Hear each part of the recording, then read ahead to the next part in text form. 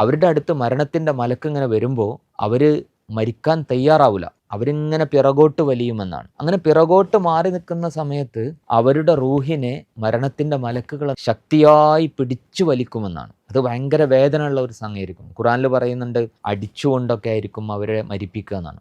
വേദനയുള്ള ഒരു വലിയൊരു മരണമായിരിക്കും എന്നാണ്. റസൂൽ സല്ലല്ലാഹു അലൈഹി വസല്ലം അതിനെക്കുറിച്ച് പറയുന്നത് ഒരു പഞ്ഞിക്കെട്ടിൽ മുള്ളു കുടുങ്ങിയതുപോലെ എന്നാണ്. ഇപ്പോൾ പഞ്ഞി ഉണ്ടല്ലോ, ആ പഞ്ഞിൻ്റെ ഉള്ളിൽ മുള്ളു കുടുങ്ങിയാൽ എന്താവുക, ആ മുള്ളിനെ ആ പഞ്ഞിയിൽ നിന്ന് ഇങ്ങനെ വേർപ്പെടുത്തിയെടുക്കുമ്പോൾ അതിങ്ങനെ വലിഞ്ഞു മുറുകില്ലേ, പഞ്ഞി അതിൻ്റെ കൂടെ പോരും. ഇതേപോലെ ഒരു വലിഞ്ഞു മുറുകുന്ന അവസ്ഥയായിരിക്കും അവരുടെ റൂഹിനെ പിടികൂടുമ്പോൾ ഉണ്ടാവുക എന്ന് റസൂലുള്ളാഹി സ്വല്ലല്ലാഹു അലൈഹി വസല്ലം പറയുന്നുണ്ട്. അതേസമയം നല്ല ആളുകളുണ്ടാകും, അള്ളാഹുവിൽ വിശ്വാസമുള്ള, ജീവിതത്തിൽ ഒരുപാട് നന്മകളൊക്കെ ചെയ്ത, ഞാൻ മരിച്ചു കഴിഞ്ഞാൽ എനിക്ക് അള്ളാഹുവിൻ്റെ അടുത്തേക്ക് പോകണം എന്ന് ബോധമുള്ള, അവിടെ വേറൊരു ജീവിതവും ലോകമുണ്ട് എന്നൊക്കെ മനസ്സിലാക്കുന്ന ചില ആളുകൾ, അവർ മരണത്തെ ഭയപ്പെടൂല.